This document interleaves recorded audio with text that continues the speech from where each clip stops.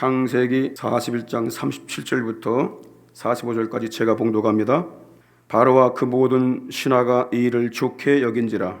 바로가 그 신하들에게 이르되 이와 같이 하나님의 신이 감동한 사람을 우리가 어찌 얻을 수 있으리요 하고 요셉에게 이르되 하나님이 이 모든 것을 내게 보이셨으니 너와 같이 명철하고 지혜 있는 자가 없도다. 너는 내 집을 치리하라. 내 백성이 다 내 명을 복종하리니 나는 너보다 높음이 보좌뿐이니라.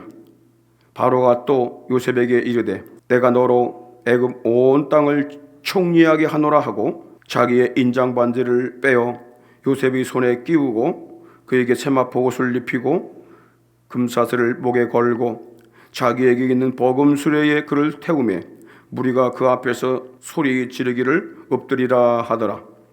바로가 그로 애굽 전국을 총리하게 하였더라. 바로가 요셉에게 이르되 나는 바로라. 애굽 온 땅에서 내 허락 없이는 수족을 놀릴 자가 없으리라 하고 그가 요셉의 이름을 사브낫 바네아라 하고 또 온 제사장 보디베라의 딸 아스낫을 그에게 주어 아내를 삼게 하니라. 요셉이 나가 애굽 온 땅을 순찰하니라. 오늘 제목이 특이합니다. 애굽의 신정 정치. 이집트를 하나님이 다스리신다 그 말이에요. 하나님이 통치하신다는 거예요. 요셉이 바로 왕이 꾼 꿈을 해몽을 했습니다. 앞으로 7년 대풍년이 오는데 그 풍년이 끝난 다음에 또 대7년 흉년이 올 것이다. 그 7년 흉년이 너무 크기 때문에 온 나라가 멸망을 하게 될 것입니다. 이것이 요셉의 꿈 해몽이었습니다. 그러면서 요셉은 바로 왕에게 7년 대흉년에서 나라가 살 수 있는 길을 제시합니다. 애굽을 다스릴 한 지도자를 세우고 각 지방에 관리를 세워서 풍년 때 곡식을 거두어 저장하여 흉년을 대비해야 한다는 것입니다. 바로 왕이 요셉이 제시한 해결책을 받아들이는 것은 쉬운 일이 아닙니다. 왜냐하면 타국에서 끌려와서 종살이하다가 감옥에 갇혔던 한 죄수의 해몽에 불과했기 때문입니다. 또한 바로 왕이 그 자기 통치권을 그 사람에게 전적으로 다 오임한다면 사실 권한이 약화가 되는 거지요. 그래서 수용하기가 힘들었을 것입니다. 그럼에도 불구하고 바로 왕과 모든 신하들이 요셉의 의견을 좋게 여겼다고 그랬어요. 37절에 보십시오. 바로와 그 모든 신하가 이 일을 좋게 여기니라. 수용하기로 했다는 말이야. 받아들이겠다는 말이야. 그러면 바로 왕이 종과 죄수였던 요셉의 말을 즉시 기쁨으로 수용하게 된 이유가 무엇일까요? 이 바로 왕이요, 요셉을 신뢰했고 요셉이 섬기는 하나님을 신뢰했기 때문입니다. 이게 중요한 겁니다. 요셉이 꿈을 해몽하면서 바로 왕에게 거듭 강조한 말이 있습니다. 그게 뭐냐면 25절에 보니까 요셉이 바로에게 고하되 바로의 꿈은 하나입니다. 하나님이 그 하실 일을 보이신 겁니다. 28절에 보니까 내가 바로에게 고하기를 하나님이 그 하실 일을 바로에게 보이신다 함이 이것입니다. 거듭해서 또 말합니다. 32절에 보니까 바로께서 2번 겹쳐 꿈을 꾸신 것은 하나님이 이 일을 정하신 것입니다. 계속 강조하는 게 뭐죠? 하나님이 이 일을 하시기로 작정했다라는 것입니다. 그렇다고 해서 바로 왕이 섣불리 믿습니까? 그런데 믿었다는 거예요. 왜 믿었을까요? 7년 대풍년과 7년 대흉년은 요셉이 섬기는 하나님이 시행하기로 작정하셨다는 이 종말론적인 경고 말씀을 의심 없이 받아들이게 됐는데 그 이유가 뭐냐면 요셉을 신뢰하고 요셉이 섬기는 하나님을 신뢰했기 때문이에요. 그럼 왜 신뢰했느냐 말이야. 고대 사회에서는요, 왕은 신적인 존재입니다. 절대적인 권력을 갖고 있어요. 그런데 그 절대적인 권력을 갖고 있던 왕권이 권세가 무너질 때가 있습니다. 언제냐면은 바로 흉년 때입니다. 거듭거듭되는 흉년이 오게 될 때는요, 왕권이 흔들려 버립니다. 저 왕도 사람이네. 왕이 아무리 기우제를 드려도 안 되네. 계속 흉년이 오네. 왕권이 약화되면서 반역자들이 나오게 되고 적국이 그걸 알고 쳐들어오게 됩니다. 무너져 버리는 거예요. 그래서 흉년이라는 것이 얼마나 무서운지 왕권, 절대적인 신권을 가진 이 왕들을 다 제거시켜 버리는 거예요. 그러니까 왕들이 제일 무서워했던 게 뭐냐면 천지를 다스리는 신입니다. 하늘의 신, 물의 신. 그래서 그들은 나일강에도 신을 부여했어요. 신을 섬겼어요. 물을 주니까. 그들이 가장 두려웠던 것은 자연만물을 다스리는 신입니다. 그런데 당시 이집트가 태양신을 섬기고 있었는데 태양신을 섬기는 제사장들과 점쟁이들과 박사들과 이런 사람들이 바로 왕의 꿈에 이 숨겨진 종말론적인 비밀을 알지 못한 거예요. 어떻게 그들을 신뢰할 수가 있겠습니까? 그런데 그걸 누가 풀어줬어요? 요셉이가 풀어줬다 그 말이에요. 바로 왕은 하나님의 계시로 꿈을 해몽한 요셉을 신뢰하게 되었고 신하들까지 그를 신뢰하게 된 거예요. 그러므로 그를 세워서 애굽 온 땅을 다스리게 하는 신정 정치를 하게 된 겁니다. 이게 너무나 중요합니다.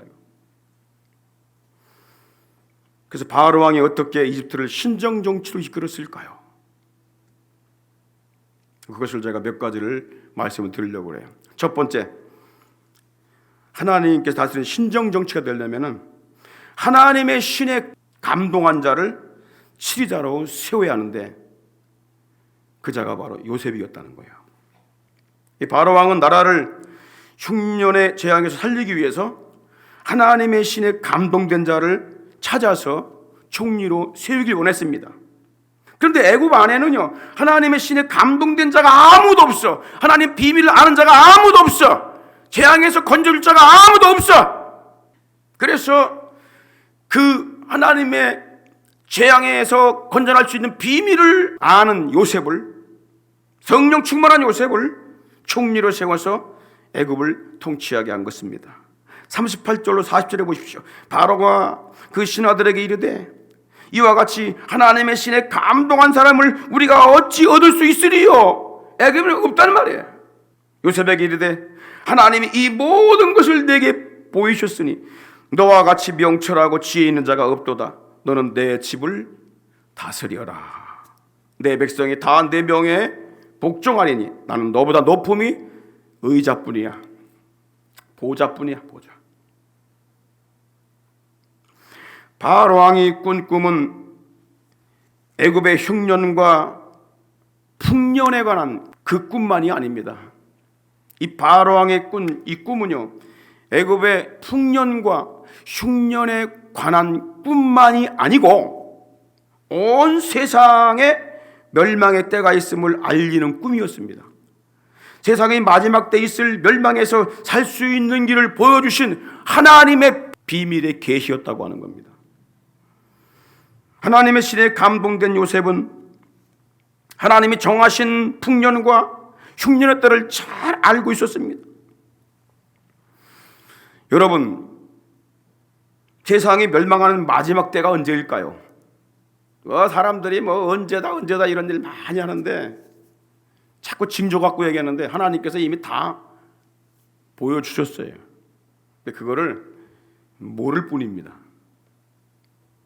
풍년 때가 지나면은 흉년이 오는 것처럼 번성하는 때가 끝나면서 멸망이 오는 겁니다.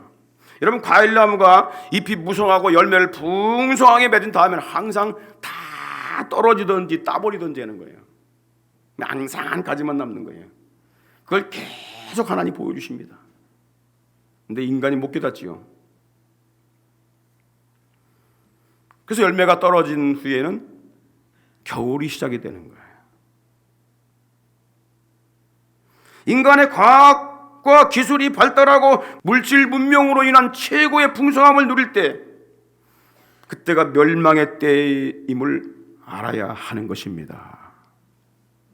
지혜를 얻어야 돼요. 소돔과 고모라 성이 언제 어떤 때 멸망한지 아십니까?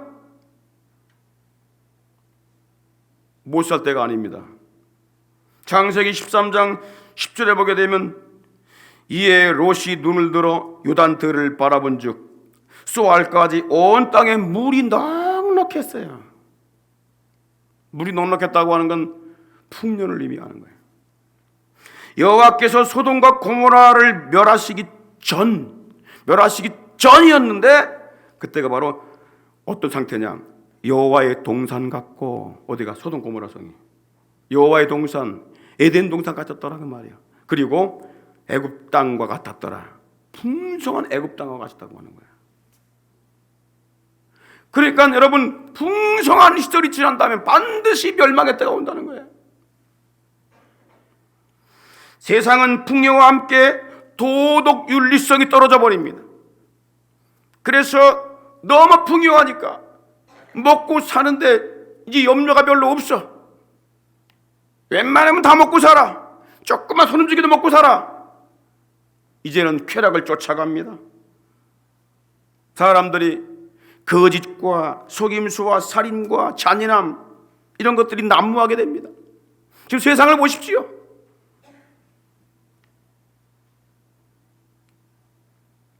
그래서 풍부함 뒤에는 항상 멸망이 오게 되는 거예요. 바로 왕은 요셉에게 애굽을 다스리게 했는데, 그 이유가 뭐냐면 하나님이 그에게 구원의 비밀을 보이셨음을 알았기 때문입니다. 그리고 그가 나라의 흥망성쇠의 때를 알고 있었기 때문에 그런 거예요. 39절에 보십시오. 다 같이 읽겠습니다. 시작. 하나님이 이 모든 것을 내게 보이셨으니 너와 같이 명철하고 지혜 있는 자가 없도다. 하나님이 너에게 이 모든 것, 이 비밀, 이걸 너에게 보이셨다. 나 바로 왕은 장래일을 알지 못한다. 그러므로 나 자신이나 관리일보다 하나님의 구원의 계획을 알고 있는 네가 이 나라를 통치해야 재앙에서 살 것이다 라는 확신을 가진 겁니다.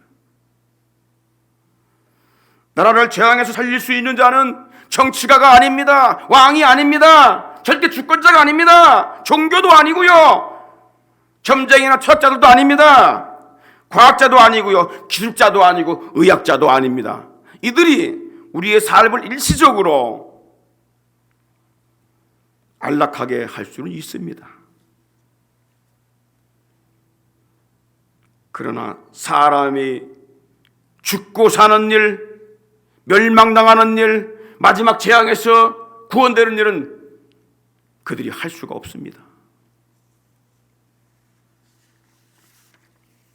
세상은 아무리 과학과 기술이 발달해도, 좋은 의약품이 나온다 할지라도 종말이 때나 하나님의 구원의 계획을 알 수가 없습니다.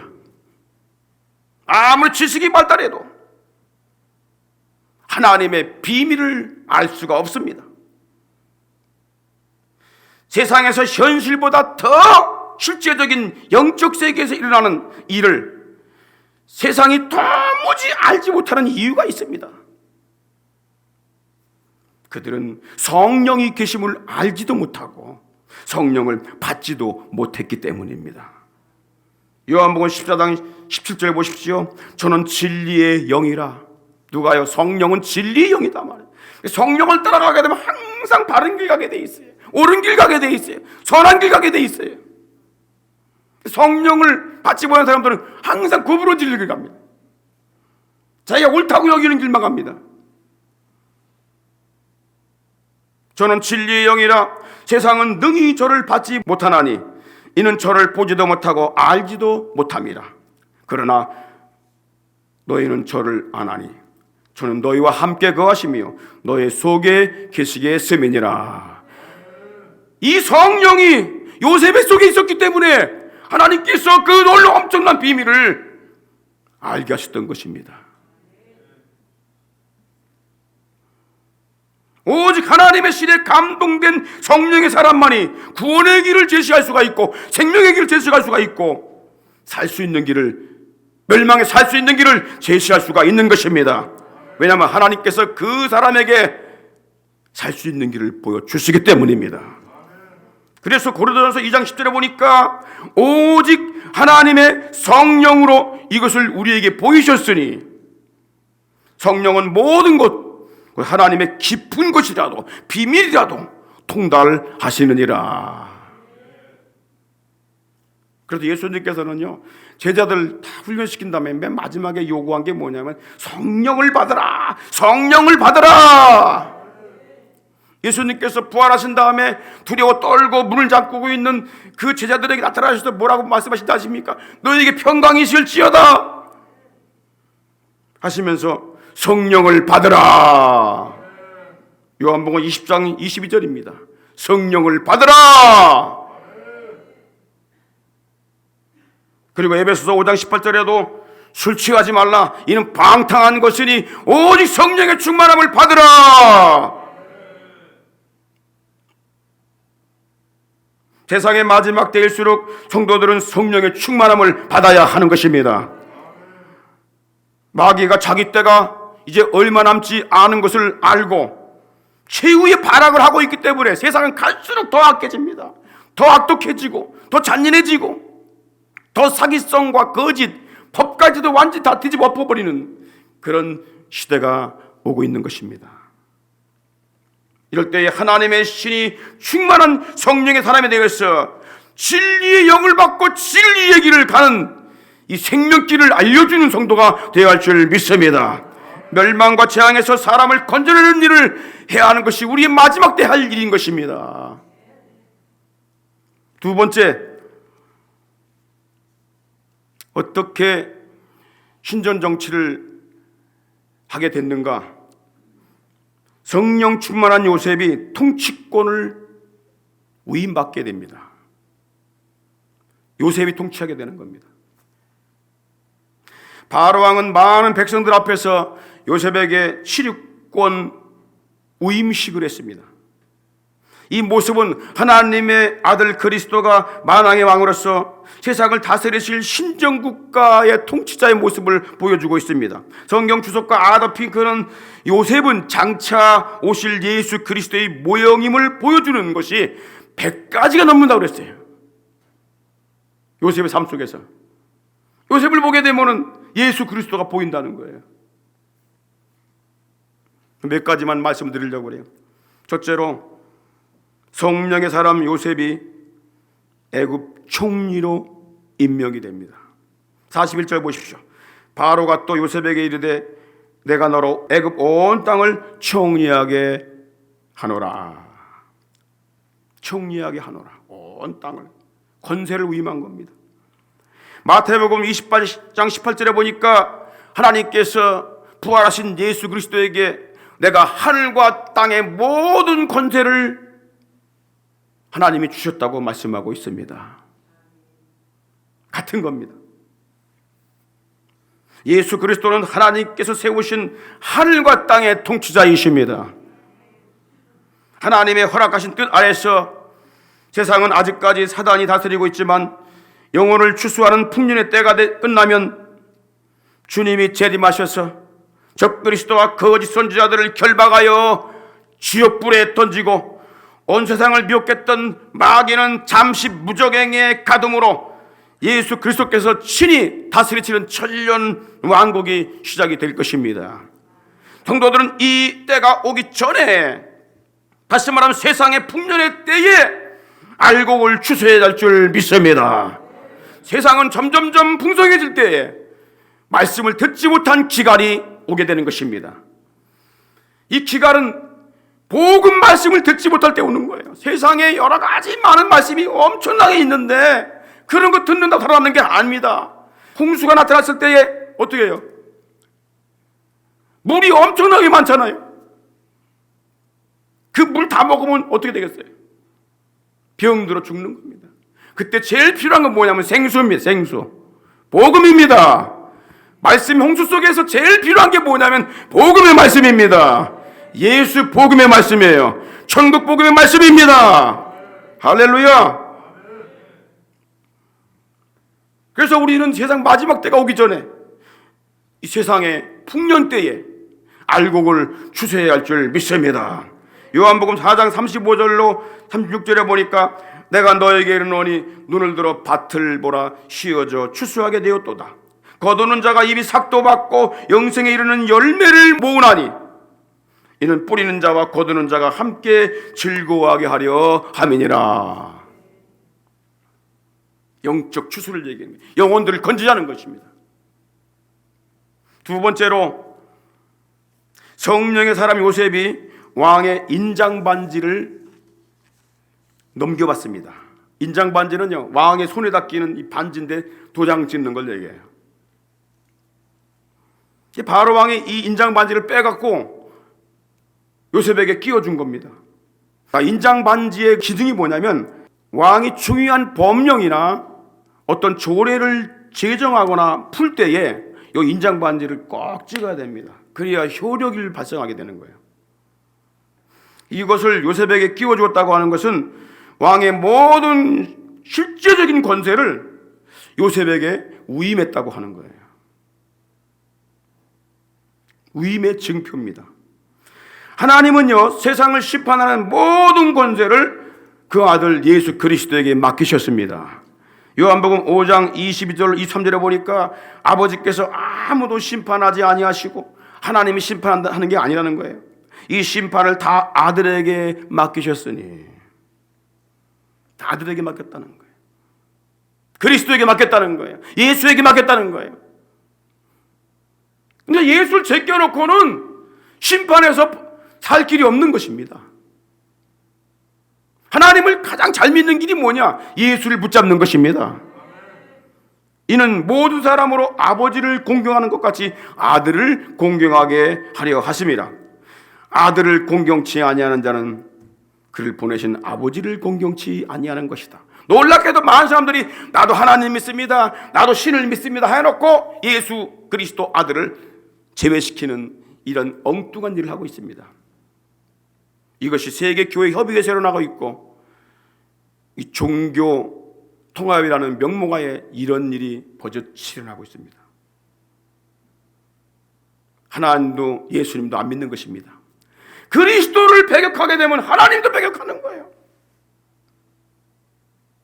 만약에 요셉의 말을 안 들었다 그러면 요셉을 세운 왕의 말을 안 듣는 것입니다. 예수 그리스도는 하늘 문을 닫고 열 수 있는 권세를 가지고 계십니다. 요한계시록 3장 7절에 보십시오. 빌라델비아 교회의 사자에게 편지하기를 거룩하고 진실하사 다윗의 열쇠를 가지신이 곧 열면 닫을 사람이 없고 닫으면 열 사람이 없는 그분이 가라사대. 이분을 한번 닫으면 누구든지 열 수가 없고요, 이분이 열면 누구는 닫을 수가 없어요. 최고의 권세를 가지고 계신 분이 우리 예수님이십니다. 그래서 예수님께서는 요한복음 14장 6절에 이렇게 말씀하고 계신 겁니다. 내가 곧 길이요 진리요 생명이다. 나로 말미암지 않고는 아버지께 갈 자가 없느니라. 예수님을 통하지 않고는 하나님 나라 하나님께 갈 수 있는 길이 없다는 것입니다. 초대교회 사도들은 이 사실을 알고 사도행전 4장 12절에 보니까 천하에 구원받을 만한 이름, 다른 이름은 없다는 것입니다. 예수 외에는 없다는 것입니다. 제가 왜 예수를 강조하는지 여러분들 이해하십니까? 세상의 마지막 때에 봉인된 책 일곱 재앙의 그 봉인을 뗄 수 있는 분도 예수 그리스도라고 말씀하고 있습니다. 요한계시록 5장 5절에 보니까 장로 중 하나가 내게 말하되 울지 말라. 하나님께서 오른손으로 일곱 인으로 봉인된 책을 보여주시면서 이 봉인을 누가 뗄 것이냐? 뗄 사람이 없어요. 그래서 요한이 그 모습 보고 막 울었어요. 이거 뗄 분이 아무도 없다니. 그 중에 한 장로가 말합니다. 울지 말라. 유대의 지파의 사자, 유대의 지파에서 출생한 사자가 있다. 다윗의 뿌리가 있다. 승리한 자가 있다. 그 자가 이 책 일곱 인을 떼실 것이다. 그분이 예수 그리스도십니다. 유대인으로 출생하신, 유다의 자손으로 출생하신, 유대인의 왕으로 오신 예수 그리스도가 마지막 재앙을 주관하고 있습니다. 세 번째로 성령의 사람 요셉을 두 번째 수레에 태웠다고 했습니다. 43절에 보니까 버금 수레에 태웠다. 이 버금이란 말 세 가지 뜻이 있는데, 첫째는 두 배, 갑절 뜻이고, 두 번째는 복제품, 복사품, 복사는 뜻이며, 세 번째는 서열의 두 번째 그 뜻이 있어요. 왕이 요셉을 자기의 버금 수레, 두 번째 가는 수레에 태웠다고 하는 것은 요셉이 바로 왕과 같은 복사품이라는 거예요. 복제품이라고 하는 거예요. 그리고 서열로는 두 번째라고 하는 거예요. 이것은요, 하나님과 예수 그리스도의 관계를 설명해 주는 대단히 중요한 구절입니다. 예수 그리스도는 하나님과 동등된 분이십니다. 하나님의 본체이십니다. 서열로는 아버지의 아들이 되시는 성자 그리스도이십니다. 빌립보 2장 6절에 보십시오. 그는 근본 하나님의 본체시나, 본체다 말이에요. 그리고 히브리서 1장 3절에 보니까 이는 하나님의 영광의 광채시요, 예수 그리스도 하나님의 영광의 광채고 하나님의 형상입니다. 우리 인간을 만들 때 하나님의 형상대로 예수 그리스도를 닮도록 만들어 놓은 거예요. 그러니까 마귀가 예수 그리스도를 닮지 못하도록 타락하게 만들었단 말이에요. 우리의 목적은 뭐예요? 예수 믿고 예수님 닮아가는 거예요. 쫓아가는 거예요. 예수 형상을 회복하는 것입니다. 할렐루야. 그분은 하나님 본체의 형상이단 말이에요. 하나님은 영이셔요. 안 보입니다. 보일 때가 있습니다. 그 아들을 통해서 보이십니다. 왜? 아들은 몸을 가지고 계셔요. 예수님은 몸이 있어요. 거룩한 몸이 있어요. 신령한 몸이 있어요. 썩지 않은 몸이 있어요. 빛나는 몸이 있어요. 그래서 성경에서는 예수님을 항상 몸을 가지신 분으로 표현하는 거예요. 그 이름이 사람의 사람, 사람이신 그리스도. 우리는 뭡니까? 양자입니다. 양자.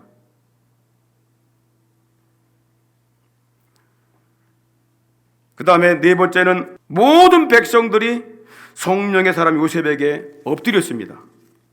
43절에 보십시오. 자기에게 있는 버금 수레에 그를 태우매 무리가 그 앞에서 소리를 지르기를 엎드리라 하더라. 엎드리라. 우임식에 참석한 백성들이 요셉 앞에서 소리를 지릅니다. 엎드려라. 이 말이 뭐냐면 무릎을 꿇어라. 그에게 굴복하라.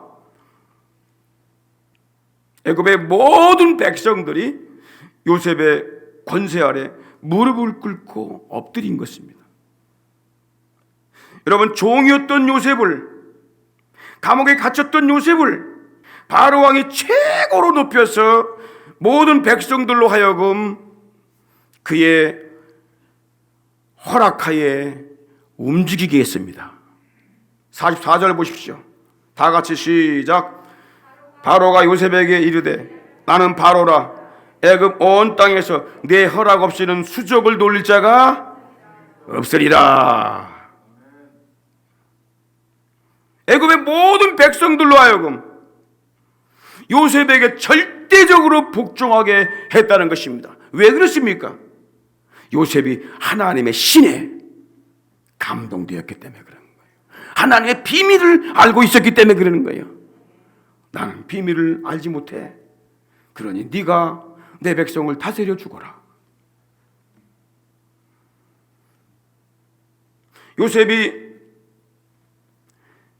종으로 팔려 애굽에서 왔던 것처럼 예수님은 그 나라에서, 하나님 나라에서 종으로 이 세상에 오신 것입니다. 빌립보 2장 6절로 8절에 보십시오. 그는 근본 하나님의 본체시나 하나님과 동등됨을 취할 것으로 여기지 아니하시고 오히려 자기를 비어 종의 형체를 가져 종이 되신 것입니다. 사람들과 같이 되었다고 그랬어요. 사람의 모양으로 나타났다고 그랬어요. 자기를 낮추시고 죽기까지 복종했으니 곧 십자가에 죽으심이라. 그러나 이 바로왕이 요셉을 애굽의 최고의 절대적 주권자로 세운 것처럼 하나님 아버지께서도 예수님을 지극히 높여 모든 백성들로 하여금 그 이름 앞에 무릎을 꿇게 하신 것입니다.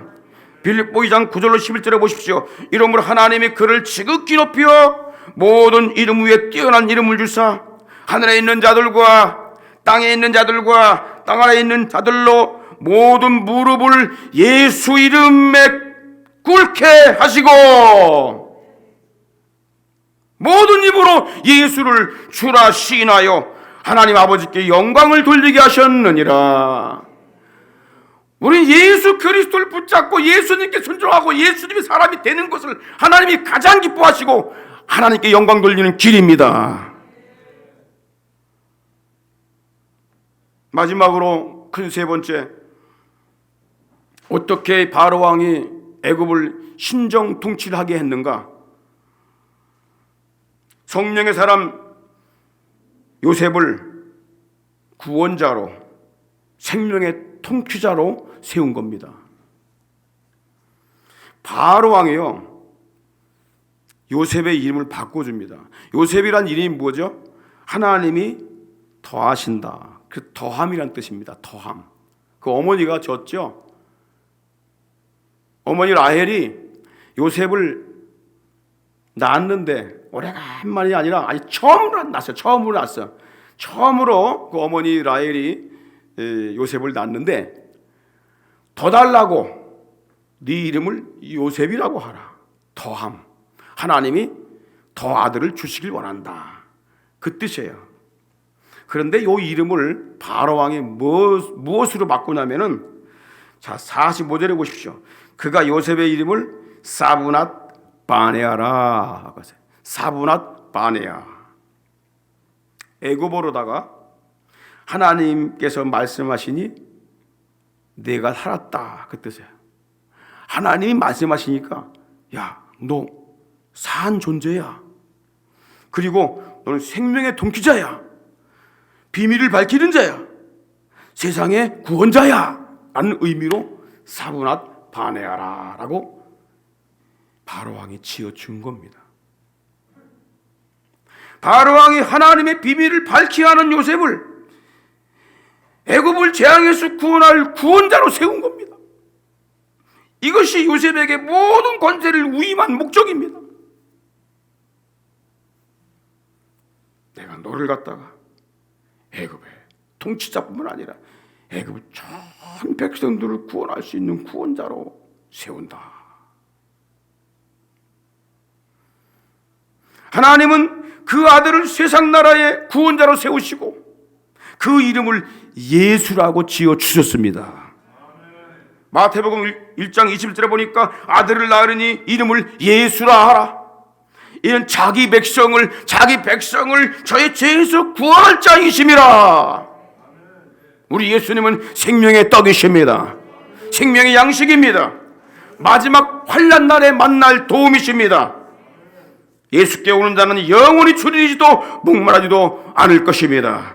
요한복음 6장 35절에 보니까 예수께서 가라사대 내가 곧 생명의 떡이니 내게 오는 자는 결코 줄이지 아니할 터이요 나를 믿는 자는 영원히 목마르지 아니하리라.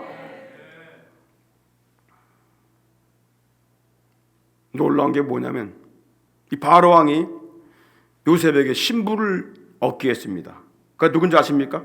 45절 중반절에 보니까 또 온 제사장 보디베라의 딸 아스낫을 그에게 주어 아내를 삼게 하니라. 이 온이라는 말이 뭐냐면요, 지명 이름입니다. 도시 이름입니다. 성읍 이름입니다. 이 온이라는 도시는요,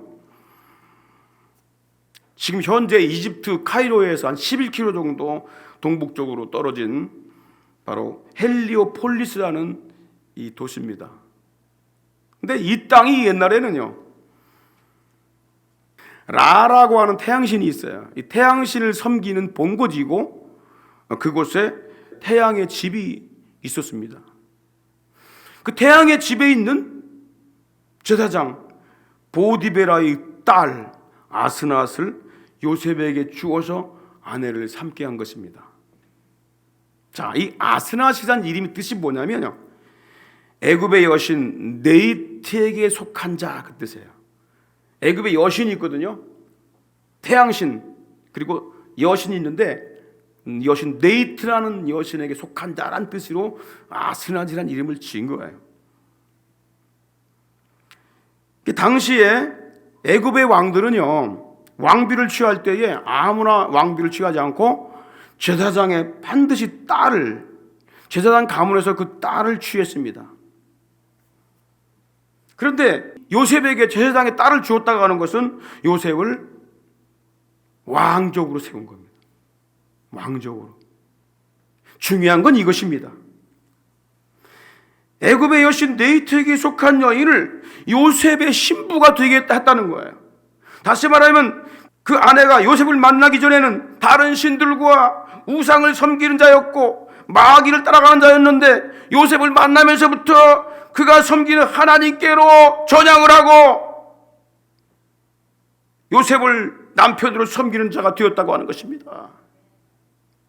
우리 성도들은 예수님 만나기 이전에 세상 풍속을 쫓고 우상과 공중것에 잡은 자를 따르는 자들이었습니다. 나도 모르게 에베소 2장 2절로 3절에 보니까 나도 모르게 세상 풍속을 쫓고 우상을 쫓아가며 공중것에 잡은 자 마귀를 따라가는 그런 생활을 살아가고 있었다 그 말이야. 욕심과 내 마음에 원하는 대로 해서 본질상 진노의 자녀였어요. 재앙에서 건짐받을 수 없는 자녀였다 그 말이에요. 그런데 예수 그리스도를 신랑으로 맞이한 후에는 거룩한 주님의 신부가 된 줄 믿으시길 바랍니다. 교회는 그의 신부라고 그랬어요. 우리 성도들은 주님의 신부입니다. 애굽의 모든 백성들이 요셉을 만나기 전에는 하나님도 모르고 세상 종말도 모르고 태양신과 여신과 우상을 섬기는 진노받아 멸망받을 백성들이었는데 하나님의 신에 감동한 요셉 때문에 그들이 하나님을 섬기는 신정국가 백성이 된 줄 믿으시기 바랍니다. 46절 끝에 보게 되면 그가 바로 앞을 떠나 애굽 온 땅을 순찰하니라. 이 순찰이란 말은 아바르란 얘기입니다. 상당히 중요한 뜻을 갖고 있습니다. 순찰이란 말은 지나가다, 건너가다, 그 다음에 소멸하다, 성을 내다, 화를 내다 그 뜻이에요. 그래서 이 요셉이가 각 지방을 다 전국 순찰하는데 하나님을 섬기지 않고 지 멋대로 태양신을 섬기고 네이트 신을 섬기고 갖다 기우제를 드리고 뭘 드리고 할 때는 어떻게 하겠어요? 그에게 호통을 칩니다. 그리고 그걸 소멸시켜버려요. 왜 순찰을 합니까? 곡식도 물론 봐야 됩니다. 성령에 감동한 하나님의 신에 감동한 요셉이 가만히 있겠습니까? 그 바로 왕에게도 하나님께서 이 일을 행하기로 정하셨습니다. 바로 왕은 내 백성들이 내 허락 없이는 수족을 놀릴 수 없다고 완전히 우입을 했습니다. 그런데 요셉이, 성령 충만한 요셉이, 하나님의 신에 감동한 요셉이 우상 섬기를 보고 가만히 있겠습니까?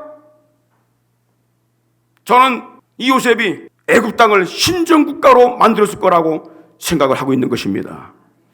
그래야 이스라엘 백성들 받아들일 수가 있는 것입니다.